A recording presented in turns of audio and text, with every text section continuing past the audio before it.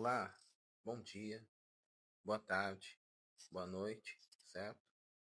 Eu sou o Pai Akmin, eu tenho mais de 30 anos de culto de Umbanda, Angola, e também trabalho com linha cigana, trabalho com tarô e baralho cigano juntos, certo? No outro podcast a gente falou um pouco do Exu Chama Dinheiro, que é uma entidade maravilhosa e da origem dele. Agora a gente vai falar de Exus, um breve momento aqui, não é nada muito profundo, mas quem quiser pesquisar sobre eles, pode estar pesquisando. São Exus poderosos, são Exus maravilhosos, mas que estão caindo em esquecimento. A gente vai trazer alguns, porque são vários Exus que estão caindo em esquecimento. Por quê? A gente não sabe, talvez pela ocasião do mundo espiritual. Então a gente precisa relembrar e trazer isso de volta. E eu tenho certeza que tem alguém por aí que trabalha com isso. Tem os cavalos deles, eu sei que tem bastante. Pode ter por aí espalhado, só que a gente está vendo que está sumindo o culto. A gente nada contra isso. Porque o espírito evolui. A gente sabe que o espiritismo evolui. Cada um tem o seu orixá e tem as suas entidades. Mas essas entidades aí, segundo a gente está pesquisando e outros que por aí devem estar falando também, que eu tenho certeza, tá vendo que isso está caindo, tá sumindo o curso deles. Principalmente entidades que eu vou falar aqui, estão caindo em desuso.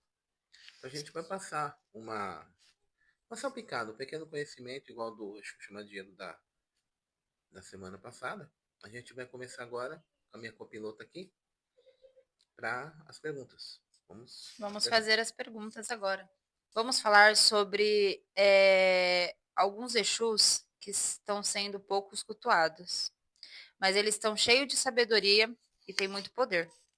O Exu Sapo, o Exu Arranca-Toco, o Exu Sete Buracos, o Exu Brasa, Exu Formiga e o Exu Corcunda.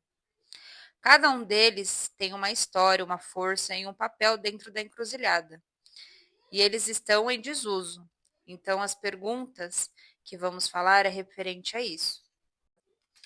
E a primeira pergunta que temos da rede vizinha é sobre o Exu Sapo. Quem é Exu Sapo e qual a importância dele na espiritualidade e nos trabalhos? O Exu Sapo é o Exu da linha de São Cipriano. A linha de São Cipriano, para alguns, é Xangô e para outros lugares é o Baluaê. Nosso trabalho é o Baluaê. Ele trabalha na linha das almas. É um Exu que trabalha para a linha de dinheiro. Então, essa linha de almas, ela trabalha no mato. Semelhante ao do Exu Rancatô, trabalha no mato. São a linha das almas da mata e não da calunga. São diferentes. O Exu Sapa ele tem uma característica. Ele faz com que você segure o que você tem. Ele protege o que você tem. A característica dele é essa. O Exu chama dinheiro, ele traz o dinheiro. O Exu Sapo, ele traz alguma prosperidade, traz dinheiro. Ele traz alguma coisa referente ao material, mas ele protege o que você tem. Então ele é usado o quê? Como sentinela das casas. Antigamente, na China, o sapo era usado para proteção e para atrair boa sorte. E para comer a peçonha ou coisa negativa que dava azar. Para engolir a miséria, quando tem a moeda na boca dele, para engolir a miséria. E o sapo também era usado na antiguidade como coisa para espantar. A estátua de sapo para espantar coisa negativa. Ele é semelhante a carranca. Então tinha uma força de afastar as coisas negativas. Em tradições budistas, o sapo ele era para trazer dinheiro. Ele era para prosperidade. O sapo traz a longevidade, a prosperidade, como foi dito. O sapo também tem uma fama de ser usado pelas bruxas. Então é um artefato nacional das bruxas. O sapo seco ele serve para tirar demanda, serve para trazer demanda. Então o Exu Sapo ele tem uma grande força espiritual. Só que é uma entidade que se porta muito ruim, porque ele vem igual um sapo. E a imagem dele, agora tem uma imagem nova. Eu vi esses dias uma imagem nova, mas não é a imagem original. A imagem original ele fica estranho. Ele parece um diabo mesmo. A imagem antiga ele parece um diabo. Então isso talvez tenha sido o motivo do desuso. A linha tenha sido sumida. O próximo tópico é sobre o Exu Arranca-Toco. Por que Exu Arranca-Toco é visto como um rompedor de demandas pesadas? Exu Arranca-Toco é visto como rompedor de demandas pesadas porque ele é um lenhador forte. Devido à sua força, ele arranca, ele abre os caminhos. Então eles quebravam os galhos. Por que quebra galho? Porque quebrava os galhos das árvores. E o Arranca-Toco usava os tocos das árvores para fazer casa, para fazer navio, para levar para Portugal, para fazer caravela. Os portugueses vieram aqui desbravar para limpar, para tirar o mato para o Brasil, para levar para Portugal. E algumas madeiras novas para fazer móveis, para fazer lenha, para colocar na fogueira para durar mais, nas lareiras, né? Para cozinhar pão também, porque o forno todo era tudo a lenha, né? Naquela época. Para fazer também o ferreiro usar o carvão. Então, no navio português sempre tinha os arranca-tocos, que levavam, como eu falei, madeira para tudo, até para os ferreiros fazerem ferradura para os cavalos, fazerem algumas armas e também fazerem ferramentas. E para o inverno, para poder, não só os reis, a alta sociedade, como os mais pobres, a poder ter lenha para poder, se não morrer de frio naquela época. E também para fazer navio, fazer casa, fazer telhado, essas coisas todas. A madeira era muito importante. Como não tinha muita coisa de ferro naquela época, era mais madeira. Tanto o barco era mais ferro do que muito mais madeira do que ferro. Então o Ranca-Toco era um lenhador português. Ele ia com machado e cortava as árvores. Tinha os que quebravam os galhos e eles pegavam e carregavam, colocavam, empilhavam e levavam para se reservavam para o litoral. Aí eles pegavam, carregavam as caravelas e iam embora. Só que teve uma caravela que veio para cá, que ela portou aqui no São Vicente e voltou depois de 20 anos. Então os homens ficaram aqui, os lenhadores. Tinham 10 a 15 lenhadores, ficaram aqui. O que aconteceu? Eles casaram com as índias. Todos eles fizeram uma vida normal como qualquer outro. Só que naquela época, quem casava com os índios e era português era mal visto. Eles não sabiam, fizeram a igreja aqui, construíram, fizeram a benfeitoria aqui na aldeia. Quando os portugueses aportaram aqui, que eles nem sabiam que eles estavam aqui, nem lembravam de mais nada, simplesmente vieram para cá, para poder pegar mais lenha, mais especiaria para poder voltar. Porque eles foram esquecidos aqui, bem dizer. Eles estavam casados com as índias. Então eles tinham filhos. E os filhos eram metade português, metade índio. Então o que aconteceu? O padre viu o filho dos portugueses com os índios e achou uma blasfêmia. Então o que ele fez? Queimou a igreja, queimou a aldeia, matou todos os índios, toda a tribo, matou os filhos deles. O Ranca-Toco começou, a origem do Ranca-Toco começou aí. Tem outras origens, outros cultos também em volta do Ranca-Toco, que eu não vou falar sobre isso agora. A gente está falando sobre vários Exus, então não dá para falar sobre isso. E eles se revoltaram, porque eles foram excomungados pela igreja e foram banidos e outros foram mortos. Alguns escaparam, que o Ranca-Toco é um deles que escapou. E a família dele foi toda destruída. Eles ficaram 20 anos no Brasil. E aí o Ranca-Toco ele começou a desbravar para os portugueses. Isso um pouquinho mais à frente, que eu estou resumindo, né, para vocês. Um pouquinho mais à frente, o Ranca-Toco servia de para os bandeirantes quando vieram para cá, porque eles conheciam muita mata e conheciam a língua portuguesa. E eles não aceitavam muito os índios, porque tem índio também Ranca-Toco, que são caboclo Ranca-Toco. O caboclo Ranca-Toco é um parente, é um vô, um bisavô do Ranca-Toco Exu. O Ranca-Toco Exu ficou Exu porque ele foi excomungado. Ele foi levado para... Ele foi jogado fora porque ele era um produto de uma miscigenação que os portugueses não aceitavam. Por causa desse, porque ele vinha parar na magia na esquerda, né? Ele foi excomungado pela igreja. São entidades da Quimbanda que não aceitam o culto da igreja. São entidades que viraram pagãos. Que é o culto da Quimbanda é nada mais nada menos um culto pagão de esquerda. É um culto antes da Umbanda, porque a Umbanda vem depois. Por que fala depois? Porque a Umbanda é o culto de lado direito que sincretizou, cristianizou. E a Quimbanda é o lado esquerdo, que é pagão e antigo, o estilo antigo do Banto, ligado à bruxaria e tudo mais. Mas é o lado esquerdo. Então o Exu Rancatoco se transformou na esquerda, do Rancatoco esquerdo, entendeu?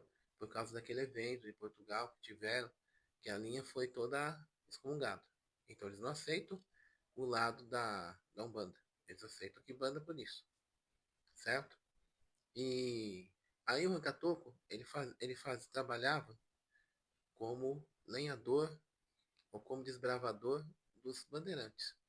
E eles também começaram a pegar riqueza para eles. Eles eram como se fosse escravo.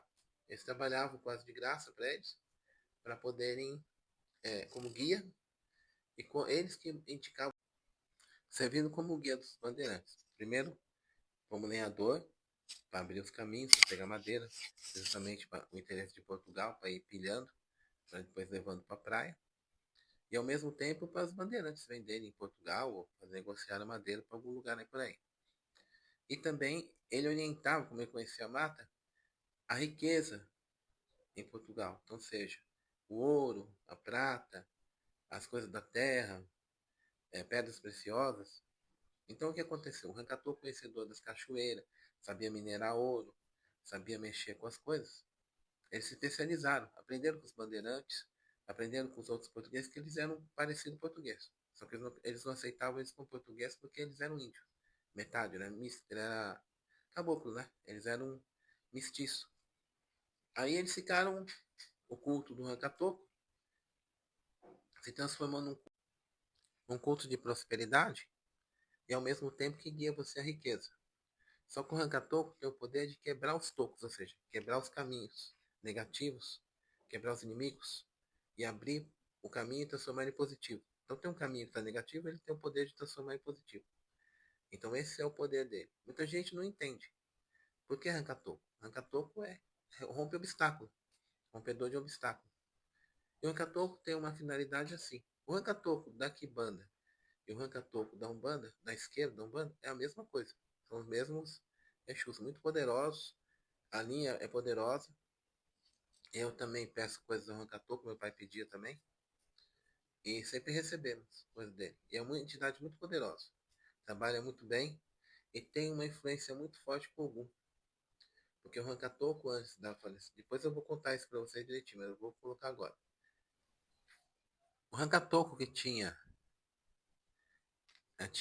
na Umbanda, aquele que trabalha, ele tem um símbolo de Ogum no peito.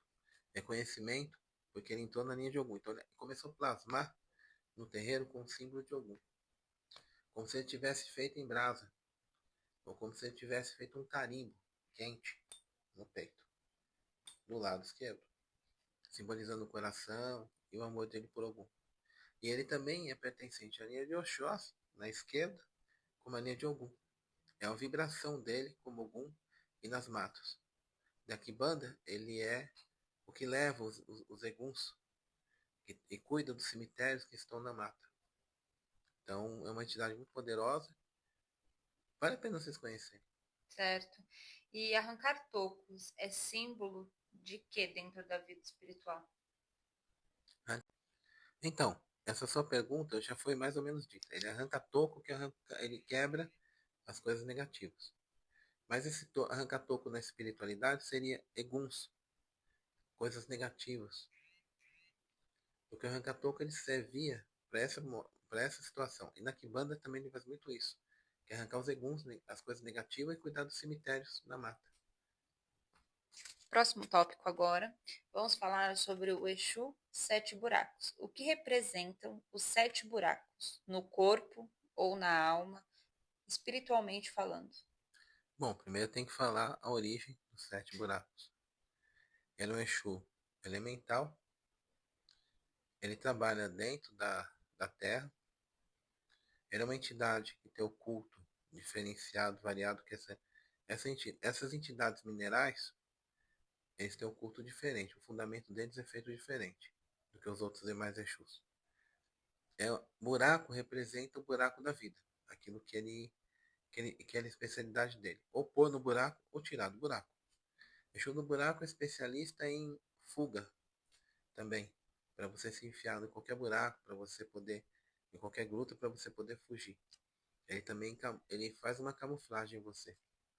É uma entidade muito poderosa e que trabalha nos buracos. Cada buraco, são 7 buracos, são 7 eguns. Porque eles põem e tiram. Tanto põem os eguns do buraco, como eles também tiram os eguns do buraco. O culto do buraco é um culto antigo de Kibanda, um culto banto, que visava era mexer com os eguns. Eu não vou especificar o ritual aqui que eu não posso. Mas é um culto mais ou menos assim. Exu do buraco também é o Exu dos 7 infernos. Então, são as covas antigas. O que eram os infernos? O que era cova, sepultura comum na Grécia Antiga? Era inferno. Então, o Exu 7 covas é o Exu dos 7 buracos, é o antigo Exu 7 covas. Que é 7 buracos, 7 covas, 7 catacumbas. São posições de Exus em condições de tempo, fator tempo. Então, Exu 7 catacumba é quando a cova já é cimentada, já é um túmulo mais elevado, como tem mausoléu e tal. Exu 7 covas é uma cova já elaborada, mais cristã, uma cova já mais do nosso tempo, uma cova mais recente. E o Exu 7 buracos é de cova antiga. Então Exu é a mesma coisa de Exu 7 infernos. Exu 7 infernos e Exu 7 buracos é a mesma coisa. Você se enfia num buraco, se enfia no inferno. Ele vem para quê? Para tirar você do inferno ou te pôr no inferno. É o Exu de função e é o Exu elemental. Por que tem tão poucas casas que trabalham com esse Exu? Eu acredito que é devido ao culto dos 7 buracos, que ele é um culto forte, tem muita seriedade, é um espírito muito difícil de se lidar por causa do fundamento dele, a função dele. Geralmente ele não entra na frente do médium, ele não é um Exu de frente do médium, difícil, 7 buracos. Eu acredito que tenha. Como tem gente de 7 covas, pode ter gente de 7 buracos também. Porque ele pode ser chamado também o Exu do buraco, quando ele é na linha de Egum. E na linha da Kibanda é chamado 7 buracos. Mas no fundo é o mesmo Exu. Só muda um pouquinho o culto, que eu não vou especificar aqui. E 7 buracos também eram 7 forças de Exu que faziam em buracos antigamente também. Tinha buracos e tudo mais. A função dele é isso que eu te falei. Ele é levar e trazer, ou tanto dar como tirar as coisas. Ele é um Exu de função e ele é um Exu amoral. Tanto na esquerda da Umbanda também. Agora vamos falar do Exu Brasa. E qual é a função dele na espiritualidade? O Exu Brasa, a função dele é queimar as coisas negativas. Ele é um Exu também de elemento, né? Semelhante ao anterior que a gente falou agora. Ele é um Exu que trabalha em função. Ele trabalha para queimar, para livrar, para abrir caminhos na energia do fogo. Como alguns abrem caminho na energia da terra, outros abrem caminho na energia do fogo. Então ele é um elemental, uma entidade referente ligada ao elemento fogo. Muito usado na Kibanda, pelo menos antigamente, era muito, mas é um Exu difícil de se lidar, devido à forma da atuação que ele trabalha, as oferendas que ele faz e a acentuação dele, a fundamentação dele. Ele trabalha com material já transformado pelo elemento fogo, que é a madeira em brasa, ou qualquer outra brasa referente a qualquer coisa em brasa, é ferro em brasa. E ele trabalha mais no terreiro incorporado, trabalha mais com a brasa de madeira, mas é de carvão, de madeira. Mas ele vem em outras brasas também, brasa de osso, brasa de ferro e tudo mais, vice-versa. E a brasa ela é feita, tanto existe para purificar, como ela existe para queimar. Ele tanto faz o trabalho para quem infelizmente pede o mal, como ele faz também o trabalho para o bem. O Exu Brasa veio para fazer o bem, mas tem gente que utiliza entidades para o mal. Aí é cada um por si. A gente procura quebrar as demandas. Que tem demandas feitas pelo fogo, então o Exu Brasa manipula o fogo e, e tira a, a demanda. Tira o lado negativo, quebra os miasmas e é utilizado o quê? Velas, pólvora, enxofre, elementos quentes para ele poder trabalhar. Uhum. E por que essa entidade é tão pouco lembrada e trabalhada, mesmo sendo tão poderosa? Porque é difícil a fundamentação dele. O Brás é uma entidade difícil de se lidar, que justamente ele trabalha com fogo. Então não dá para ele ser cultuado em qualquer lugar, dentro da casa ou do apartamento, numa lavanderia. Se ele se cultuar o Brás, ele vai virar um. Não dá. Ele Uhum. precisa ter um lugar com terra, precisa ser um devido lugar. E por ele ser também escolher muitos cavalos dele. Porque o Exu Brás é um Exu muito difícil de trabalhar e ele sempre é função de outro Exu, que às vezes é desenvolvido e esse Exu não é cultuado por causa dessa situação. Entendi. Porque é difícil de dar comida para ele, de dar oferendas para ele, de oferendá-lo. E justamente porque ele trabalha com o elemento fogo, né? Ele trabalha com o elemento mágico do fogo, então fica mais difícil em qualquer lugar. Uhum. Talvez seja por isso que tenha caído um pouco em desuso o culto dele. É uma entidade formidável, ele pertence à linha das encruzilhadas e também trabalha na linha das almas, do povo dos fornos, na linha dos caveira, né? Povo do osso, povo do pó, mas ele é mais povo dos fornos, porque ele gosta de trabalhar com calor. E a brasa do osso, quando tem o crematório, ele é o que vem primeiro receber essa energia, certo? Agora, a sexta pergunta é sobre Exu Formiga. Quem é Exu Formiga? Como é o trabalho espiritual de um Exu Formiga no campo material? Bom, Exu Formiga é um Exu ligado à linha das almas e à linha dos caminhos, dos 7 caminhos. A formiga é um animal, é um inseto, no caso, que anda em vários caminhos. Ele conhece todos os caminhos, todas as trilhas, até caminhos miúdos. Então ele é um abridor, ele trabalha com abertura de caminhos. E com seu ferrão, ele corta as forças do inimigo, ele quebra. É como se fosse uma tesoura, quebrando a força do inimigo, cortando a força do inimigo. O Exu Formiga também serve para atrapalhar, machucar as pessoas, porque ele tem a força de se vingar e tem o ferrão que machuca, que corta, que faz a pessoa lembrar. Então, no caso, ele belisca, eu estou falando com a formiga. Você é comum a pessoa se mordida por. Foi mordida não, ferroada com a formiga saúva, por exemplo. E a formiga serve de alimento. Ela também tem alguns poderes usados na mediunidade para trabalhos espirituais, que eu não vou falar aqui.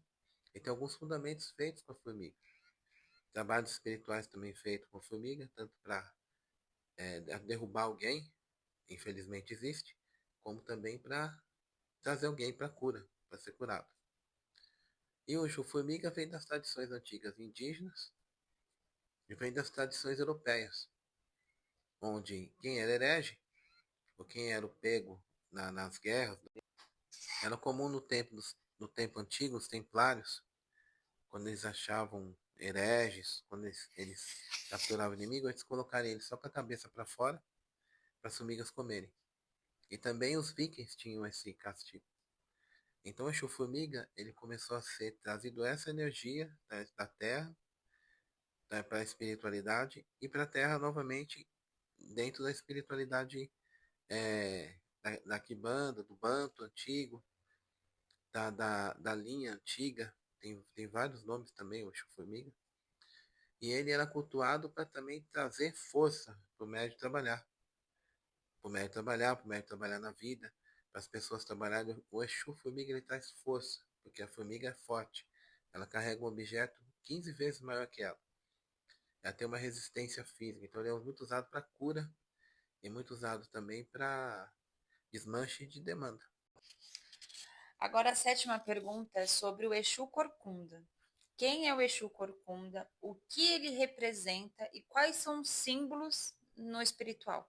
Bom, Exu Corcunda é um Exu que trabalha para carregar os pesos das pessoas. Ele leva as cargas das pessoas embora. Tanto que a corcunda representa o peso que ele leva nas costas. Então o Exu Corcunda, na verdade, ele não é corcunda. Ele ficou assim por uma razão espiritual e por uma história antiga, que eu vou contar resumidamente aqui. O Corcunda era filho de ciganos. Ele foi pego num acampamento cigano, só que ele cresceu junto com a Santa Inquisição. Um padre inquisitor ficou com ele, porque ficou com dó e achou que ele poderia ser criado como um homem comum, sem um gajo, sem ser cigano. Ele escondeu, ele ficou com dó da criança e pegou. Era um ligado à igreja lá, pegou. E depois eu falo tudo direitinho, o nome, e a gente fala sobre o Chucorcunda só. Fala alguma coisa mais sobre ele. Bom, aí ele cresceu na Inquisição, dentro da igreja do clero católico, se transformou em católico, se transformou em padre também, que ele era padre, até fez seminário e tudo mais. Mas um dia ele começou a sair para dar ordem, para matar, que a Inquisição matava as pessoas que não eram católicas. Infelizmente era assim. Entraram no acampamento cigano, mataram todo mundo e tiraram ele. Ele matou toda a parte dos parentes dele, todos, que ele nem sabia que era parente. Quando o Monsenhor lá, que depois a gente vai falar tudo isso aí, que vai demorar muito,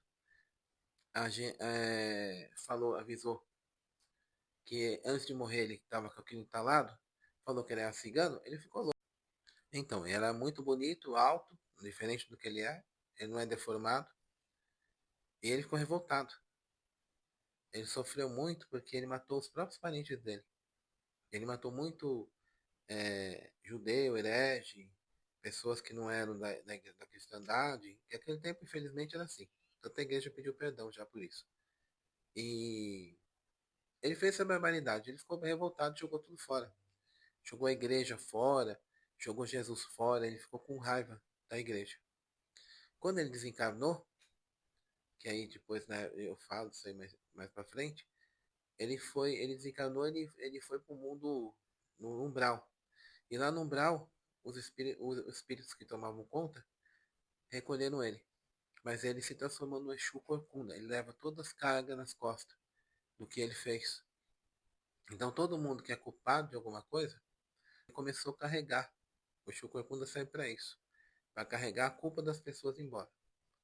O trabalho de atuação do Corcunda é na culpa, depressão, ódio, porque ele trabalha bem nessa parte. Tanto na Kibanda. Não é porque a Kibanda que só faz o mal. A Kibanda não faz o mal. A Kibanda faz a mesma coisa que a esquerda Umbanda faz. O Exu Corcunda ele serve para tirar a depressão, tirar a loucura, tirar coisas relativas à mente. Ele atua na mente para limpar e trazer bons pensamentos. Ele é um médico, um psiquiatra, um psicólogo espiritual. Então ele ajuda a pessoa a se aliviar e tira o que está espiritual da pessoa. Bom, estou aqui me despedindo, né? Estou encerrando mais um podcast. Despedindo também da minha copilota aqui, secretária, né? Sim. A gente está junto aqui na caminhada. E agradecer a vocês, quero que vocês mandem joinha aí, tá? E critique. Também dê o seu elogio. A gente aceita críticas para a gente poder evoluir. Exatamente.